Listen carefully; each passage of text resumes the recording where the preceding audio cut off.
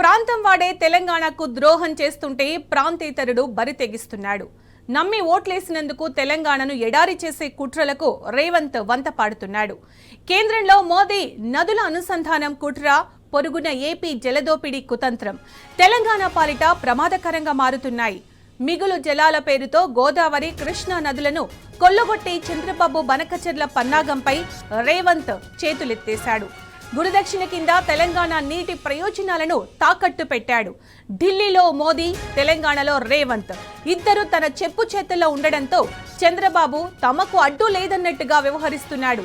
తాజాగా గోదావరి బనకచెర్లను కొనసాగిస్తున్నామని తెలంగాణకు కేంద్రం లేఖ రాయడమే నిదర్శనం.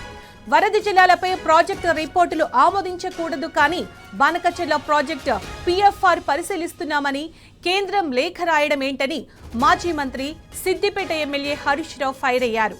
సీఎం చర్యలపై సీఎం రేవంత్ సుప్రీంకోర్టుకు వెళ్లకుండా ముద్దు నిద్రపోతున్నారని మండిపడ్డారు. బనకచెర్లపై తాము చేసిన హెచ్చరికలే నిజమవుతున్నాయని చెప్పారాయన.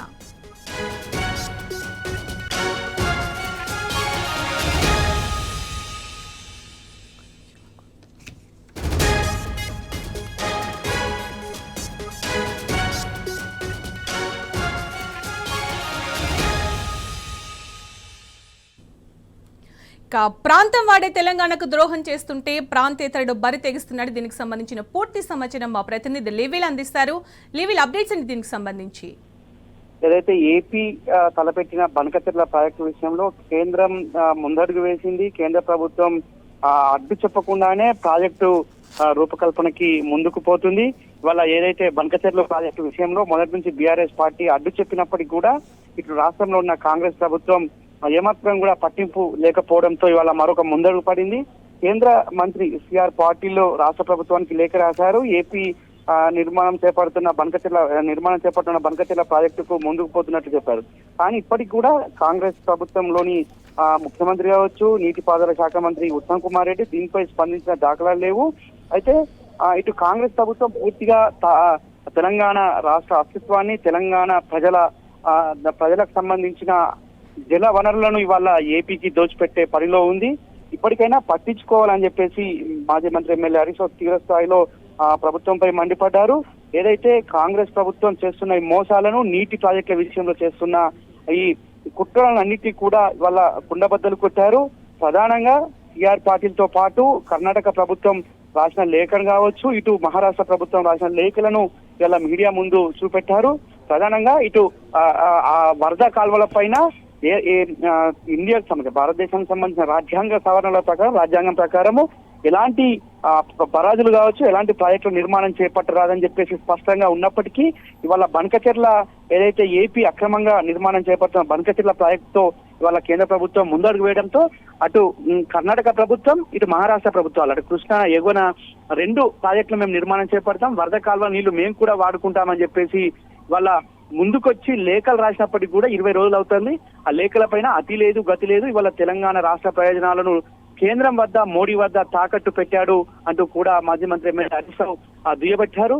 గత కొద్ది రోజుల క్రితం బనకచెర్ల విషయంలో పదే డిమాండ్ చేస్తే 2 రోజుల వెనుకకు డేట్ వేసి ఒక లేఖ విడుదల చేశారు. కానీ వాళ్ళ మళ్ళీ మోసం చేసే విధంగా, మళ్ళీ తెలంగాణ ప్రజల జలవనరులను దోచిపెట్టే విధంగా ఇవాళ కుట్రలు చేస్తున్నారు. ఇవాళ కాంట్రాక్ట్లు వస్తాయో ఇంకేదో వస్తాయని చెప్పేసి తెలంగాణ ప్రజల నీటి వనరులను ఈ విధంగా అక్రమంగా ఏపీకి తరలించుకుపోతుంటే చూస్తూ ఊకోవడం ఏంటంటే కూడా ఇవాళ ఆగ్రహం వ్యక్తం చేశారు. ఇప్పటికైనా ఏపీ జల వనరులను కావచ్చు, ఇటు తెలంగాణ జల వనరులను ఏపీ దోచుకుపోవడాన్ని ఆపకపోతే ఖచ్చితంగా భవిష్యత్ పరిణామాలు తీవ్రంగా ఉంటాయంటూ కూడా హెచ్చరించారు. ఖచ్చితంగా రానున్న రోజుల్లో దీనిపై పోరాటానికి బీఆర్ఎస్ పార్టీ ముందుంటుంది అని చెప్పేసి కూడా చెప్పారు. ఇప్పటికే అపెక్స్ కౌన్సిల్ పిలిస్తే తప్ప వెళ్ళొద్దు అని చెప్పేసి పదే చెప్పినప్పటికీ కూడా ముఖ్యమంత్రికి ఏమాత్రం సోయి లేకుండా రెండు రాష్ట్రాల ముఖ్యమంత్రుల సమావేశానికి వెళ్లి ఇవాళ బొక్కబొర్ల పడ్డారు. ఆ ముఖ్యమంత్రుల సమావేశానికి వెళ్ళిన నాడే బనకచెర్లపై ముందుకు పోతామని ఏపీ నీటిపారుదల శాఖ మంత్రికి చెప్పినప్పటికీ రేవంత్ ఇదంతా కాదు, మేము కేవలం నీటిపారుదల శాఖ అంశాలపైన చర్చించడం బనకచెర్ల విషయం కాదని చెప్పిన మాటలను కూడా ఇవాళ గుర్తు చేశారు. అటు ఏపీ మంత్రి కావచ్చు, కేంద్ర ప్రభుత్వం ఆధీనంలో ఉండే ఆల్ ఇండియా రేడియో సైతం 2 రాష్ట్రాల ముఖ్యమంత్రితో పాటు సిఆర్ పాటిల్ భేటీ అంశాన్ని ప్రస్తావించారు. కానీ వాళ్ళ అవన్నీ పట్టింపు లేనట్టు ఇవాళ మరొకసారి దోకా చేసే విధంగా ఇవాళ తెలంగాణ అస్తిత్వాన్ని దెబ్బకొట్టే విధంగా ఇలా జలవనరులను దోసుకుపోతుంటే చూస్తూ ఊరుకుంటున్న ఈ ముఖ్యమంత్రి తీర్పు వల్ల ఖచ్చితంగా తెలంగాణ సభ్య సమాజం ఆలోచించుకోవాలి. ఎన్నటికైనా తెలంగాణకు శ్రీరామ రక్ష బీఆర్ఎస్ పార్టీ అని మరొకసారి గుర్తు చేశారు. ఖచ్చితంగా నీటి జలదోపిడి విషయంలో కాంగ్రెస్ పార్టీ మోసాన్ని, అటు బీజేపీ పార్టీ మోసాన్ని బట్టబయలు చేస్తాం. ఖచ్చితంగా ఇప్పటికే అటు కర్ణాటక ప్రభుత్వం ఆల్మట్టి విషయంలో ముందుకెళ్తే వాళ్ళ అడ్డుకోవాల్సిన ప్రభుత్వం ఎందుకు వెంపర్లాడుతుంది? ఇవాళ కర్ణాటకలో కాంగ్రెస్ ప్రభుత్వం ఉంది, రాష్ట్రంలో కాంగ్రెస్ ప్రభుత్వం ఉంది.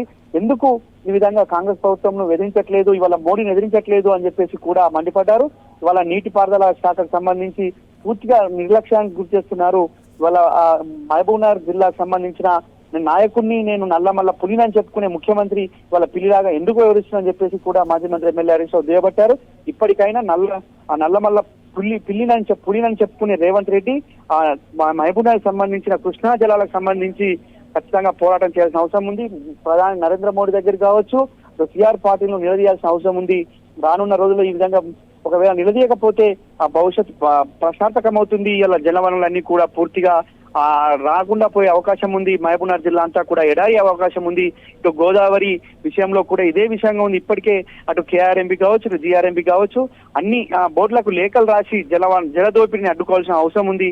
లేదంటే అటు కర్ణాటక కావచ్చు, ఇటు మహారాష్ట్ర, రెండు రాష్ట్రాల నీటిపారుదల శాఖలు ఇప్పటికే లేఖలు రాశారు. అయినా కూడా సోయిలేని ప్రభుత్వం అంటూ కూడా మండిపడ్డారు. ఇప్పటికైనా కేంద్ర ప్రభుత్వాన్ని ఒప్పించి అటు జలదోపిని అడ్డుకోకపోతే భవిష్యత్తు అంధకారం అవుతుంది, భవిష్యత్ అంతా కూడా ఎడారి అవుతుందంటూ కూడా మండిపడ్డారు. ఇవాళ బనకచెర్ల విషయంలో కేంద్ర ప్రభుత్వం ముందడుగేస్తే ఎందుకు ఈ ప్రభుత్వం కేంద్ర ప్రభుత్వంతో కావచ్చు, ఇటు రాష్ట్ర ప్రభుత్వం ఏపీ జలదోపిడిపై ఎందుకు ప్రశ్నించడం లేదు అంటూ కూడా మండిపడ్డారు. కేంద్రంలో 8+8 16 మంది ఉన్నప్పటికీ ఎందుకు సోయి లేదు, ఇవాళ 2 కేంద్ర మంత్రులు ఉన్నారు, ఎందుకు పట్టింపు లేదని చెప్పేసి కూడా ఆగ్రహం వ్యక్తం చేశారు. ఇవాళ ప్రధానంగా జలదోపిడి విషయంలో ప్రభుత్వం నిర్లక్ష్యానికి నిదర్శనంగా ఉంది. 20 రోజులు అవుతున్నా ఎందుకు పట్టించుకోవట్లేదు, కాంట్రాక్ట్ లో వాటాలు వస్తాయంటూ కూడా మండిపడ్డారు. తక్షణమే ఏపీ జలదోపిడిని కావచ్చు, కర్ణాటక, మహారాష్ట్రలో నిర్మాణం చేపట్టనున్న వరద కాలువల ప్రాజెక్టుల విషయంలో ఖచ్చితంగా పోరాడాల్సిన అవసరం ఉంది. పోరాడకపోతే భవిష్యత్తులో బీఆర్ఎస్ పార్టీ సుప్రీంకోర్టుకు సైతం వెళ్తుందంటూ కూడా హెచ్చరించారు. ఒకవేళ ఇదే విధంగా మొండికి వేసి ప్రభుత్వం ఇంకా నిద్రమబ్బులోనే ఉంటే బీఆర్ఎస్ పార్టీ ఖచ్చితంగా పోరాటం చేయాల్సిన అవసరం ఉందంటూ కూడా చెప్పారు. ఎన్నటికైనా బీఆర్ఎస్ పార్టీ తెలంగాణకు శ్రీరామ రక్ష అని మరొకసారి స్పష్టం చేశారు. సునీత. రైట్ లీవిల్, థ్యాంక్ యూ. ఇప్పటికే నల్లమల్ల పులి అని చెప్పుకునే సీఎం రేవంత్ జలదోపిడికి స్పందించాలని కోరుకుందాం.